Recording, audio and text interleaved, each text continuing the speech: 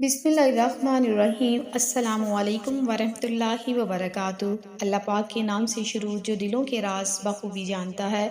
میرے پیارے بہن بھائیوں، رمضان المبارک کا پہلا عشرہ ختم ہو چکا ہے۔ رمضان المبارک کا الحمدللہ دوسرا عشرہ شروع ہے۔ تو آپ نے 11 رمضان سے لے کر 20 رمضان تک یہ بہت ہی طاقتور وظیفہ ہے۔ اس تسبیح کو کسی صورت مت چھوڑیے گا۔ میرے پیارے بہن بھائیوں، آپ نے ان 10 دنوں میں اس تسبیح کو پڑھ لینا ہے۔ اچانک ہی انشاءاللہ اللہ کے فضل و کرم سے اللہ پاک آپ کو بے پناہ دولت عطا فرمائیں گے۔ اللہ تعالیٰ آپ کے رزق میں اضافہ کریں گے۔ آپ خود حیران رہ جائیں گے۔ یہ عمل ضائع نہ کیجیے گا۔ یہ عمل بہت ہی ضروری اور بہت ہی اہم ہے۔ ماہ رمضان کا دوسرا عشرہ آ گیا ہے۔ یہ عشرہ مغفرت کا ہے۔ ماہ رمضان کے دوسرے عشرے میں یہ تسبیح ہر مشکل و پریشانی کا حل ہے۔ اس تسبیح کو پڑھنے والا اللہ کے قریب ہو جاتا ہے اور اللہ پاک کو راضی کر لیتا ہے۔ جو کوئی بندہ ماہ رمضان کے دوسرے عشرے میں یہ تسبیح پڑھ کر اللہ سے دعا مانگتا ہے تو میرا رب اتنا خوش ہوتا ہے کہ فرشتوں کو حکم جاری کرتا ہے، جاؤ اس بندے کی حاجت کو پورا فرما دو۔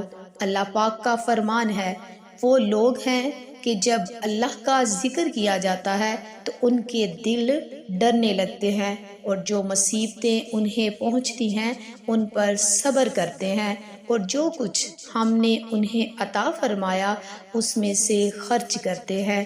یہ برکتوں والا مہینہ ہے۔ انشاءاللہ اللہ پاک آپ کے اوپر خصوصی رحمتیں اور فضل عطا فرمائے گا۔ آپ کو بے پناہ دولت سے نوازیں گے۔ آپ کے جو بھی مسائل ہیں دولت کو لے کر، اپنے گھر بار کو لے کر، یا کسی طرح کا کوئی بھی آپ کو مسئلہ درپیش ہے تو آپ نے اس تسبیح کو پڑھ لینا ہے۔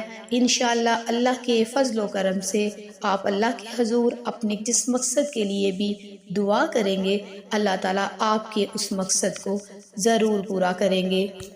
اگر میرا کوئی بھی بہن یا بھائی قرض کی وجہ سے پریشان ہے تو وہ اس عمل کو، اپنے قرض کو اتارنے کے لیے اس عمل کو کرے۔ انشاءاللہ اللہ کے فضل و کرم سے رمضان المبارک کے مہینے کے اندر اندر ہی آپ کا قرض ادا ہو جائے گا۔ اللہ پاک غائب سے کوئی سبب آپ کے لیے ضرور پیدا کر دیں گے۔ آپ نے اس عمل کو سچے دل سے کرنا ہے۔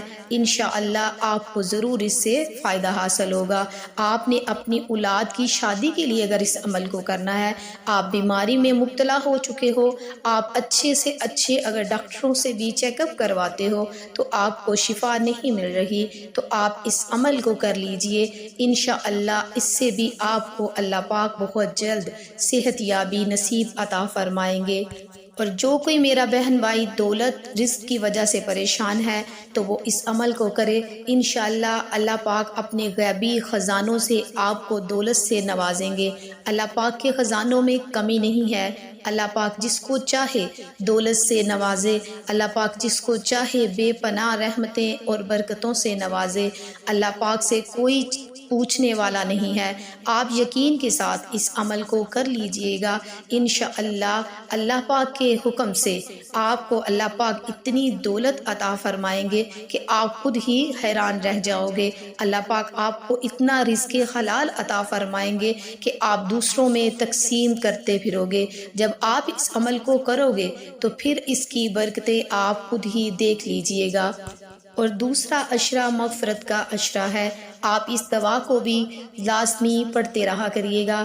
استغفر اللہ ربی من کل ذنب واتوب الیہ۔ میں اللہ سے تمام گناہوں کی بخشش مانگتا ہوں جو میرا رب ہے، اور اسی کی طرف رجوع کرنا ہے۔ رسول اللہ صلی اللہ علیہ وآلہ وسلم نے فرمایا، روزہ اور قرآن بندے کی شفاعت کرتے ہیں، یعنی قیامت کے دن کریں گے۔ روزہ کہتا ہے، اے رب، میں نے اس کو دن بھر کھانے پینے اور دیگر اشیاء سے اور خواہشات سے روکے رکھا، لہٰذا اس کے حق میں میری شفاعت قبول فرمائے۔ اور قرآن کہتا ہے کہ میں نے اس کو رات کی نیند سے محروم رکھا کہ رات کی نماز میں قرآن کی تلاوت کرتا تھا، لہٰذا اس کے حق میں میری شفاعت قبول فرمائے۔ چنانچہ دونوں کی شفاعت قبول کی جاتی ہے۔ اس عمل کی کچھ احتیاط ہیں، وہ جانیے۔ اس کے بعد آپ کو میں بتاؤں گی کہ کون سی کلمات ہیں، کیسے آپ نے پڑھنے ہیں، تو آپ ان کو توجہ سے سن لیجئے گا۔ سب سے پہلے آپ یہ بات جان لیجئے کہ آپ نے اس عمل کو 11 رمضان سے لے کر 20 رمضان تک کرنا ہے۔ ان 10 دنوں میں جب بھی آپ کو وقت ملتا ہے آپ اس عمل کو کر سکتے ہیں۔ فجر کی نماز کے بعد، ظہر، عصر، مغرب، عشاء، تہجد، کسی بھی نماز کے بعد آپ اس عمل کو کر سکتے ہیں، کیونکہ مختصر سا یہ عمل ہے اور یہ بہت ہی مجرب عمل ہے۔ میرے پیارے بہن بھائیوں، اس کو مت چھوڑیے گا، آپ اس عمل کو لازمی کر لیجئے گا ان 10 دنوں میں۔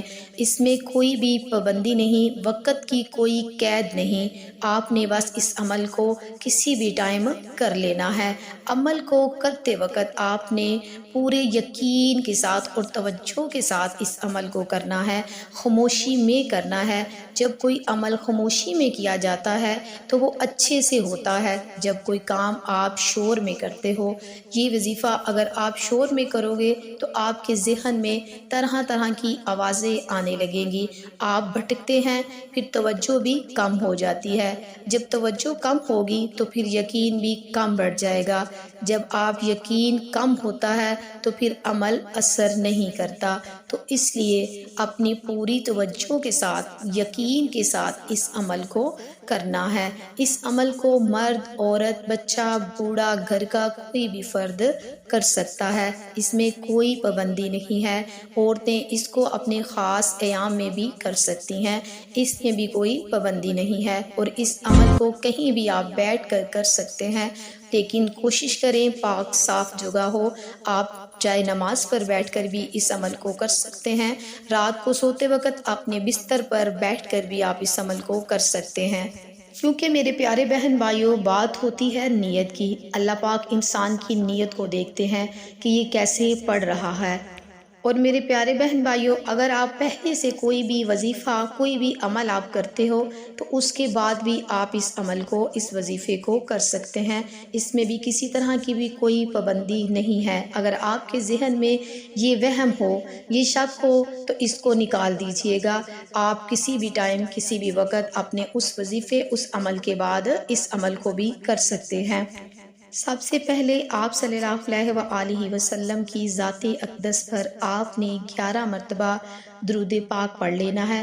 میرے پیارے بہن بھائیوں، جس کو درود ابراہیم اگر نہیں آتا تو وہ چھوٹا درود ابراہیم بھی پڑھ سکتے ہیں، جون سا آپ کو بآسانی طریقے سے اور اچھے تلفظ کے ساتھ آئے، آپ وہ درود پاک 11 مرتبہ پڑھ لیجئے گا۔